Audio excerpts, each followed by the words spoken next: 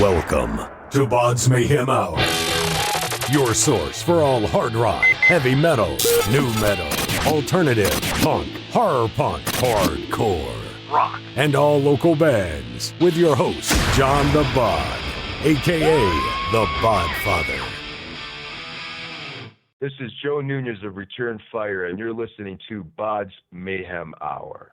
The views and opinions of the guests do not necessarily reflect the views and opinions of BODS Mayhem Radio Network, its staff, affiliates, or sponsors. Parental discretion is advised. Welcome to BODS Mayhem Radio Network.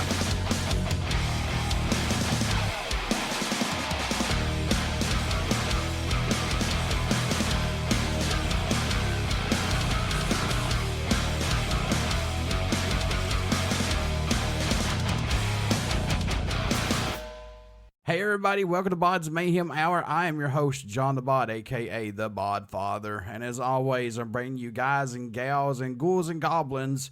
Awesome interviews, yes. The reason why I say ghouls and goblins, because we're close to Halloween. Start off of my favorite 3 months coming up, and for me, it's Halloween every day, 365 days a year. So that's coming up, and it's a huge honor and a huge privilege to have Joe Nunez, the drummer of Return Fire. Return Fire has released their debut self-titled album independently, actually. And Return Fire has also released their single Product of Abuse, which is out now. So if you aren't living under a rock, Joe is formerly of the band, the mighty band Soulfly. So we're going to be talking to Joe about Return Fire and a bunch of good stuff here. So Joe, how you doing, man? And welcome back, dude. Oh, man, how are you? Thanks for having me on the show. Not a problem whatsoever. How's it been working with Ebony so far on these interviews getting scheduled and things? Fantastic. It's been working really, really good. After Soulfly, did you just need a break to recharge? And how good does it feel to be back with this powerful band? And because, I'm telling you, you guys got some really, really good music on this album. And, Thank you. And plus, this wasn't even meant to be a band. Let's talk about this for a little bit. Yeah, Return Fire really wasn't meant to be a band or even a project. We had songs that we wanted to record. They were written. We had some that we wanted to change around. We had some new songs. And real early on, before it even became Return Fire, we had gone through a lot of challenges in lineup and recording, just a basic kind of recording. We wanted to record these songs just for ourselves, Scott Cohen and I. And we did not have the intentions of having a band. We did not have the intentions of, creating this project. And we had had a real difficult time making a basic recording, only because the person who had recorded us took our files and ran. He kind of took the money and ran. Oh, good God. And we didn't get any of those files back till a year and a half, almost 2 years later or something like that. And he didn't do anything to it. So we were really discouraged, and we were like, you know what, the hell with it. Let's just scrap the whole thing, record these songs, and let's just be done with it. We'll have it for ourselves. We'll give it to some friends, whatever, and like that. And for me, it was really difficult because we really wanted to put these out there. There was something special about these songs, and I knew that if we would just give it one more shot and get it recorded with someone who would know how to take our sound and bring it forward, and if we had the right combination of people, this would turn out great. And we were fortunate because we had lost a bass player who had passed away, and Vince Salvador, he came in and he got us rehearsing again. And as we started rehearsing, we started to hear, wow, man, this is really ripping. And it just started to get better and better. And because we had already rehearsed for this demo that we tried recording, or that we recorded and ended up failing, what we ended up doing is we were ready. And a buddy of mine said, hey, I want to introduce you to Scott Creekmore, who I think that you would be work well with. So lo and behold, I just said to Scott, I'm like, hey, listen, man, let's just record this and see what happens. Because if this guy will be able to understand what we're doing, it should come out great. And one thing led to another. We went in there, we started tearing it up, and it was just awesome. And we started looking at each other like, wow, man, this sounds really, really good. And I actually sent Mark Rizzo some tracks. Not sure if he heard the whole thing or not. He loved it. And he's like, man, you know, I'd like to do some solos on this, you know. We're like, hell yeah.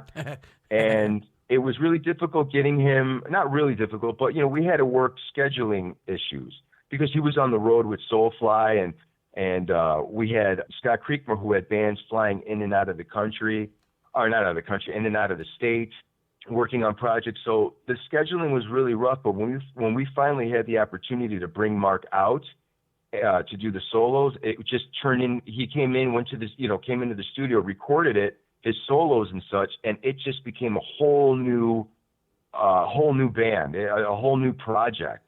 And we looked at each other, we're like, wow, this is killer. We need to get this out there to people. People would love to hear this. And there became a whole new entity, and that was Return Fire. This is Return Fire's debut self-titled album, and you know this as well as I do. In today's music world, some bands only put an EP or album out, then they're done.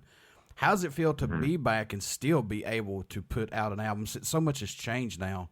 It feels really good to put out an album. I took some time off because I really needed it, and it was great. It was great to be able to take a little time off of my previous band and then get back into real life and get my feet rooted back into the ground again and rejuvenate.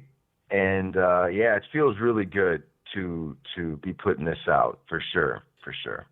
Now, we know who Mark Rizzo is. He's a phenomenal guitarist. You said he's done guest solos all over this album. What has he added to this album that may have been missing possibly, Joe? Did he give it that extra oomph that maybe Return Fire needed on these songs? Absolutely. You know, the reason why, I worked with Mark Rizzo in the studio many times before in the past with Soulfly. We've done, several albums together. Sure. Toured the world, played shows all over. So we have a really good, understanding of how we play. We've just played together for so many years. And listening to these tracks, I was like, man, hopefully he'd like to do something. When Mark asked to do stuff on there, we were like, absolutely. And he came on, he literally, he hopped on a plane, came to Chicago, and then we went to the recording studio from here. And I swear he sat down and just did it on the spot. And he added atmospheres. He added like cool killer guitar solos. He added all kinds of things to the record that just made it a whole new thing. And that's when it was like, wow, we really need to talk about this because this is really cool.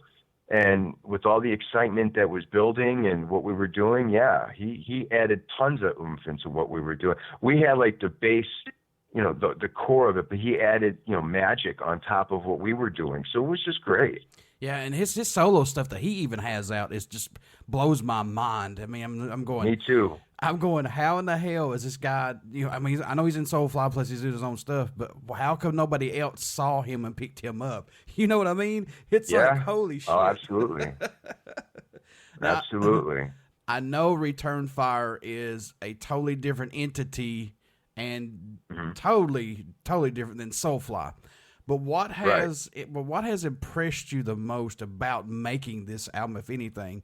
Because I know, like you said, you went through challenges, but is there anything that sticks out about this album that impresses you the most? It was really easy recording this because it was done in our environment. We basically, what was really, it was just so easy. It was effortless. We went in there prepared to record.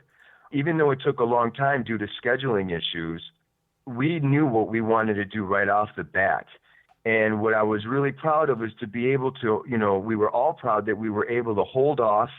Most bands get really excited when they're recording a record, and plus they're under tremendous pressure, from either a label or a manager or, something that they want to get accomplished. And we had none of that. We were able to do this under our schedule. We were able to do this when it worked out for us. And we were also able to hold out and, wait for Mark to come out and do it. And at the point that we were really excited was when it was finally mixed and mastered and we got to hear Return Fire completed. And that's what I would say for me was the part that I was really, really proud of and excited about. In all, Joe, how long did it take to write and complete the album? Well, it depends. How long it took about 2 years, believe it or not, to record the record. And the reason why it took 2 years was because we were going in on the weekends due to everybody's crazy schedule. Everyone had such a crazy schedule, and everybody had a lot going on. And Scott Creekmore was really, really busy, and it was just a matter of getting everybody there. Once we recorded it, we had to sit back for a while and wait for his availability, so to speak. It took months sometimes, because he tours all the time, and he's got his own projects. He also tours with Cavalier Conspiracy, so that's why it took long to record. Now, the songs were already written. We had some of the songs go back a little ways, but they had been refreshed and, brought up. So, yeah, it took a little while, but in the future, we don't plan on having it take that long. We plan on having the songs written and prepared before going in for a second record and recording it, and hopefully it wouldn't take as long as it did the first thing. Because with the first record, again, it wasn't meant to be a project or even a band up until we were in the middle of the recording, and we realized that we had something special here, yeah. So with these songs that you had put on this album, are there any that didn't make it that you would like to see on the next album possibly, or just going to do a whole new slate of new ones? No, we have ideas and some riffs for the next record. Okay. But they're not being written or anything. They're just ideas that we have in the back of our minds and stuff. We're more focused on the record now that we released, and we'll look forward into the future later on, see what happens, and then we'll look to talk about doing a second record. Yeah. I know you guys are close to these songs very much, but are there any tracks that are standing out more to you than any right now, if possible? Because I know you guys have sat on these for a while, but do you have any that stick out for you possibly? For me, yeah, I like the song Weapons. I really, really love Dragging You Below and Product of Abuse. I like those ripping songs. I really dig them. But then there's also Eye on the Prize, which is real heavy and slamming with a lot of grooves. So it's hard. Every day it's different. It's a different song. But right now I would have to say Weapons and Dragging You Below for sure. With these current set of songs, was it hard to choose between them to say which one was going to be the first single, let alone a video that you wanted to release or push first? Or was it hands down Product of Abuse, or did you have somebody from the outside have to come in and help out on this? We wanted to put out Product of Abuse altogether because that was just an all-out ripper from beginning to end, and that definitely had a lot of ammo behind it. So we wanted to push that out first because we thought, wow, this is a really, really ripping song. And plus, I think it makes a statement for Return Fire as well. You think so? I think so, yeah. It's your guys' debut album. You have a debut single. You want something that's going to hit them in the face and make them take awareness of you guys. So I think you guys did it. Wow, that's cool. Thank you. And you know what? It gives me that old school feeling of, I don't want to say punk rock or anything, but it's on that old school side of punk rock. Sure, I'll take punk rock too, because that's one thing I haven't mentioned on any of my interviews. Yeah. And such is that I also, and the guys, we grew up also not only listening to metal, but we listened to aggressive, fast, heavy music, whether it was punk rock, heavy metal, speed metal, death metal. I had to name tons of bands like, who are your influence and such, and there's just so many. It's so difficult because I was lucky to live in a time where, as I was growing as a musician, there were all these bands coming up with different genres and new ways of playing extreme music, and even the bands that started all this, they were evolving and sounding great. So it's just constantly growing. So for us, it was like, wow, everything from punk to metal to death metal to speed metal to thrash, you name it. We like it. But I think what also makes Return Fire unique musically is that we don't just listen to metal. We don't just listen to punk. We listen to everything, whatever we like. And I think as a musician, that helps round you, and it gives you like a good melting pot approach to your own music. And it kind of makes what you write, I think, a little bit more authentic. So I think that's also a big part of why our sound is what it is. as far as with the combination of people that we have for the project. Yeah, I dig it, man. Like I said, it reminds me. It does have that old school sound of the old punk rockish, fast, like Black Flag stuff, Cro-Mag, stuff like that. Good stuff. Cool. But right on, man. But there's a blend of everything else that's in there. And I'm not knocking any bands out there, but I think that it's so damn cool when you don't care what anybody thinks. You do your own music, you put your own styles in it, you put your own influences in it, which if I had a band, I would do the same thing. My influences would be strong in my songs. But it's just a flavorful album. That's just all there is to it. It's a great album from you guys. I'm not saying it just because you're on here. Thanks, man. But it really is. And you can tell from when I got to stream it for the interview, first thing that hit me was I was like, I like the speediness in this. It reminds me of, like I said, the old school fast punk rock stuff. And it's just pretty much Return Fire's taking the name and taking it down your throat. That's the way it should be. Well, that's cool, man. Again, it wasn't for us. It wasn't like, oh, we're going to put this out, we're going to record it and put it out, everything like that. Mm-hmm. We were kind of like, we're not really sure about this. And once we recorded it and heard how it sounded and how it developed, like you said, it was like, man, there's something really cool going on here. And that's why we wanted to release it. And we took it, we decided, this needs to be something. This needs to be finished. This is a monster that is growing, and we're just going to let it become what it is and go from there and let the fans help make it evolve. And people who love music and fast music, whether it's punk, thrash, all the above, we decided that, we're going to let Return Fire take over and do its thing. Man, that album's going to speak for itself. Trust me, Joe. Just release them and say, there you go. Just sit back. Right on. That's the idea. Well, in your own opinion, what do you hope everybody takes away from the new single Product of Abuse, or message you hope to hear while listening to any of Return Fire's music in general? Once all this comes out, what do you hope everybody gets from it? Whatever they want. The lyrics were written by Kevin James, the singer, and that's what he wanted the fans and people to take something out of it. He reads a lot of books, and I find that kind of refreshing in a sense, because he has his own world and he has a really unique way of writing lyrics and such.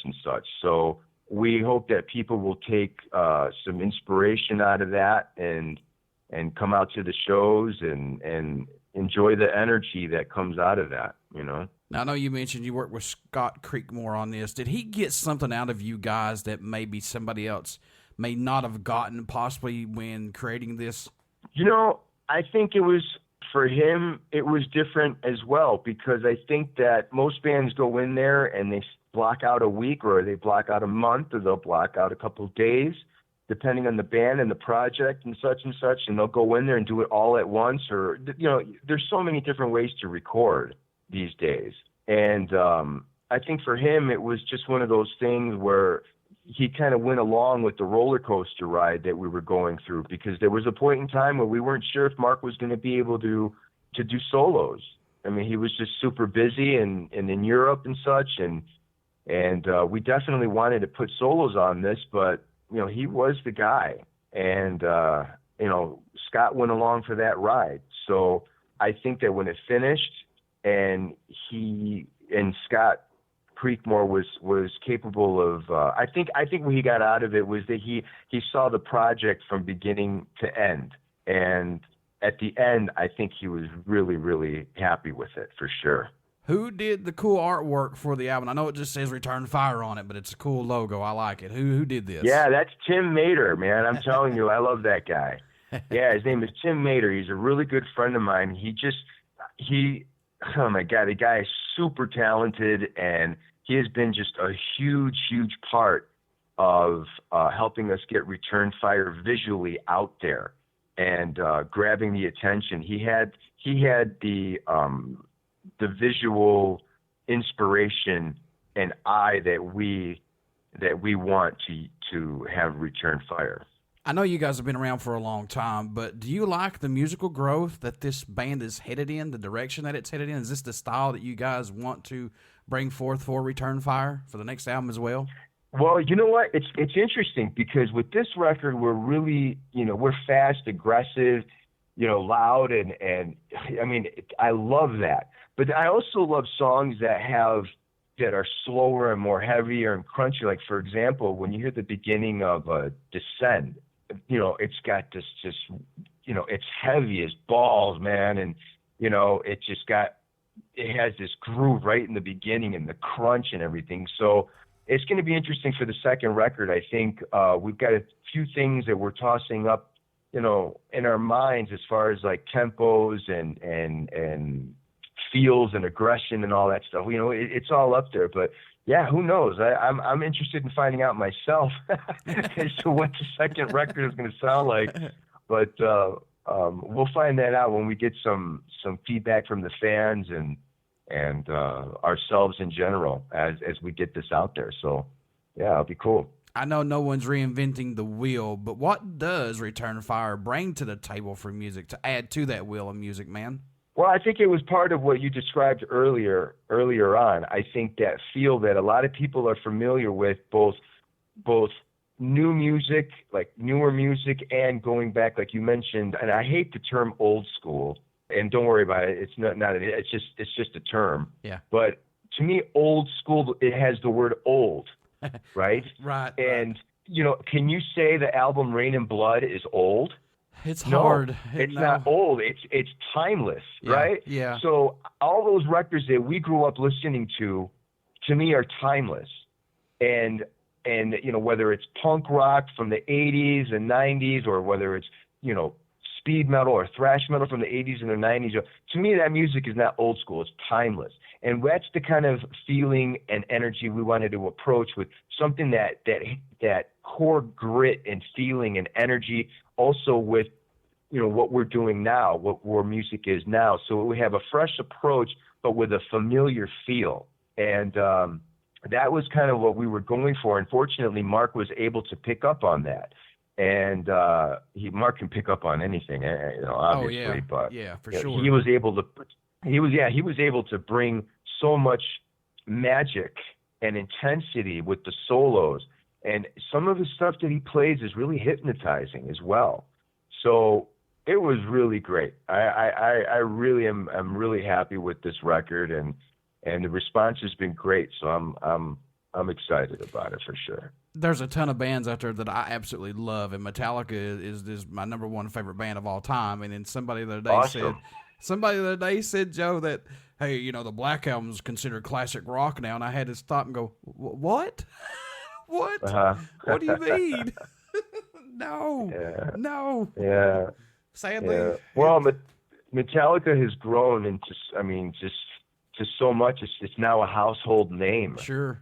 And I remember having to go to newsstands and on my bike and looking at newsstands to pick up any cool pictures of Lars on a drum set or the band playing live. It wasn't like I can go home, pop on my computer, and go to their website and see everything. Sure. So regardless, I am just really, really proud and happy for them. And who am I to be proud and happy? I mean, as a fan too, it's just great that they're still just tearing it up.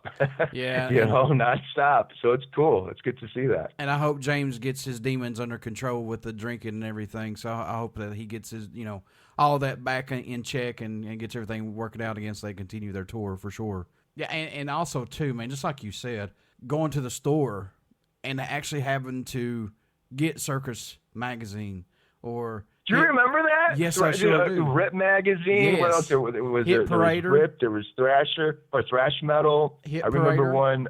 What was the other one? Was it Metal Maniacs? Was there something called Metal Maniacs at that time? I don't know. I know there's Hit Parader. I know there was Circus Magazine. I know there was Revolver Magazine. Yeah. There was Guitar World Magazine. So, yeah, all those, man. Yep, I remember those days, man. That was all you had, and when you had a killer picture of your favorite band or whatever, you tore that tore that page off and you put it up on your wall, or where you took it with you everywhere. And that was like, you just stared at that for hours while you were playing your records. And that was, to me, that was great, man. You had your imagination ran wild with the band. You connected with the band even more because you used your imagination. And to me, that was what I loved about music. Celtic Frost, for example, that was the most fucking mysterious band to me in all music and metal-wise. And this was before black metal, became what it is now. I mean, obviously you had Bathory and everything, the forefathers of all that. Right. But, you open up a Celtic Frost record, you look at the cover of Morbid Tales, you're like, what is that? Yeah. You look at the back and it's all, black and white or black and red, and you can barely see the guys, but they just look, a lot like what you see now in black metal, but it was being done back then. You didn't know who their family members are. You didn't know what their kids were doing. You didn't know where they lived. You didn't know what they ate. You didn't know none of that. That's exactly You just had your imagination like, man, this is the fucking heaviest band on earth. I can't wait to get the next record. I mean, that was the excitement that you had. And if you had like a back patch, if you had anything, you were so proud to wear that because no one else really did. And, you as a true fan were just like right there with the band. And it was like that for me with many bands, when I was doing it, Yeah, when I first heard the Misfits, I instantly got me a Misfits back patch. I got several. I got them on I put them on my backpack. I put them on my jackets. I mean, I didn't give a shit. Wherever I could put them, I put them. Stickers, same way. But yeah, man. I think, and I don't mean this in a bad way to anybody that's out there listening, but you just got to know where me and Joe has come from with these bands and how we used to be able to find out when something good was coming out or find out about anybody. I think that now the appreciation of what they had back then has been lost totally because now it's just right at your fingertips. Like you said, you can find out when they eat, find out what their favorite dog is or what their favorite collectible is, what their favorite style of peanut butter is. I mean, right. I don't want to know that. Yeah, neither do I. Yeah, neither do I. It's like when I interviewed Joe Nunez, I would say, hey, Joe, what's that? What about this album? That's what I want to know. You know what I mean? Hey, what'd you have for lunch today? Absolutely. Yeah, I know. I understand. And, I don't mind talking about other things. I mean, it's fun, Some people just, want to have a normal conversation, talk a little bit about things outside of music. I like doing that, too. I just think that these days with technology, you can use it as a tool to expand and to reach the world, or you can use it to oversaturate everybody with things that, may oversaturate your band or just certain things. So yeah, I just like the mystery of a band. Sure. I like not knowing too much, right? Because it makes it more exciting for me and something more interesting to keep going back to musically. When this band goes on tour, and I think you mentioned it was going to go on tour, hopefully next year sometime. What are people going to get when they come to see Return Fire live, possibly? If you could just give us a little description, maybe. Well, basically, the one thing about Return Fire is we are not going on tour. We are going to be playing shows in 2020, but it's a band that's special in the sense that when we're able to get everybody together, and that's everybody in the band, I think that's what people can expect. Is if we do a show, you're not going to have different members. You're going to have everybody that was recorded on the Return Fire record. And when we do a show, you're going to have me, Scott Cohen, Vince Salvador, Kevin James, and Mark Rizzo. There's going to be 3 guitar players up on stage, and you're going to have, all kinds of energy and, like an in-your-face approach to our show, and it'll be filled with energy and a lot of, a lot of movement, so to speak. So yeah, I would say that. Yeah, I know Mark's all over the place when he's live. yeah, he's great, man. It was always great playing with him. So what made you want to become a musician? What was that spark for you that said, yeah, I want to do this? What happened was I would go to my friend's house. When I was younger, a lot of my friends had older brothers who would listen to heavy metal. And, they would have all these records and tapes and stuff. And then I ran into another friend who had a brother who would listen to even more. He had brothers that listened to even heavier stuff. So growing up, I was really into well, I started out with, Iron Man. When you're younger, it started out with like Iron Man and Black Sabbath, or Iron Man is a song, of course, from Black Sabbath, and, songs like that. And then eventually I just started getting into Metallica, and then it worked into Megadeth, and then it worked into Slayer, and then it worked into Possessed. And then it got into Celtic Frost, and I started getting into Creator, and I started moving into Europe for more music. And then I got into Sodom, Creator, Coroner. It just grew from there. And then it just went into the Tampa Bay area death metal bands, and it just grew. And on top of that, I what got me into it was just the fact that with the drums, I can really get into the music.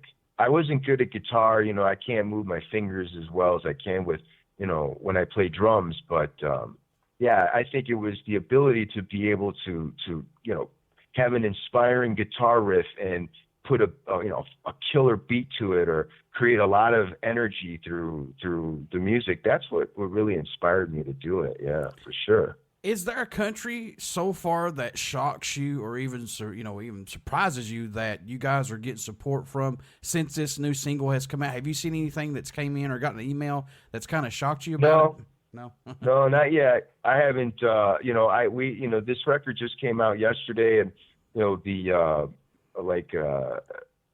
site, the Bandcamp site that we have it out on, it was still kind of being constructed. We had some things that we had to fix up, but it's all up and running now. And our Facebook is as well. We were working on that as well. But I haven't heard anything as of yet, but I look forward to it for sure. Folks, you want to get out and pick up this debut album from Returned Fire. Really good stuff. And as I said before, I'm not saying it just because Joe's on here.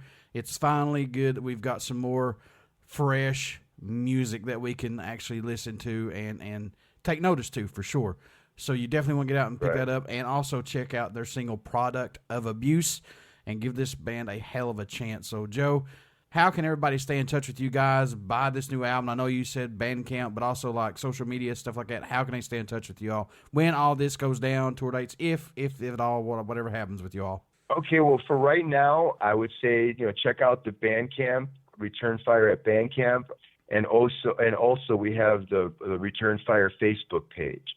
And what's cool about this is everything is just kind of rolling, and the fans are kind of getting a first glimpse at everything as it's being put together and formed and such and such. So right now, those are the two avenues that they can come into looking into Return Fire. And as everything progresses, they'll definitely, as long as they come back and keep revisiting the band, there definitely will always be more to come out. So yeah, we look forward to reaching out and seeing everybody again at some point in time. And when we do shows in 2020, that's the plan, and we get it all lined up and put together, that will be announced, and I'm sure people will hear about that too. So we really look forward to it, definitely. Joe, before I let you go, good sir, would you care to do a promo for the show? Yeah, I can, absolutely. This is Joe Nunez of Return Fire, and you're listening to BODS Mayhem Hour. Everybody stick around. We got some great stuff coming up for you guys, ghouls and goblins. As always, get out and check out our Facebook page. It has our podcast link, YouTube link, soon our Twitch link. Also, get out and check out our YouTube page. Also, subscribe to our YouTube page, because anything and everything that we do will be put up on the YouTube page, and make sure that you subscribe and like, so that way you don't miss anything that we got going on. Also, check out the podcast as well. And also, please, folks, get out and check out Return Fire. You will not be disappointed. Really good stuff from Joe and the guys, and he will not, like I said, will not be disappointed. So, Joe, I wish you guys nothing but the best of luck, and anytime you want back on here, brother, just say the word. Fantastic. Thank you very much for having us on this show.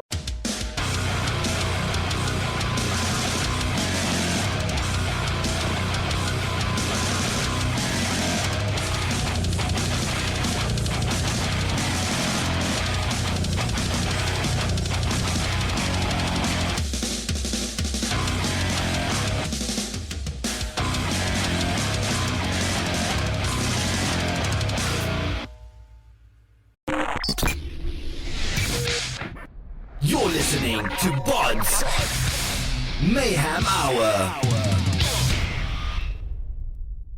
Follow us on Facebook, Twitter, and Instagram.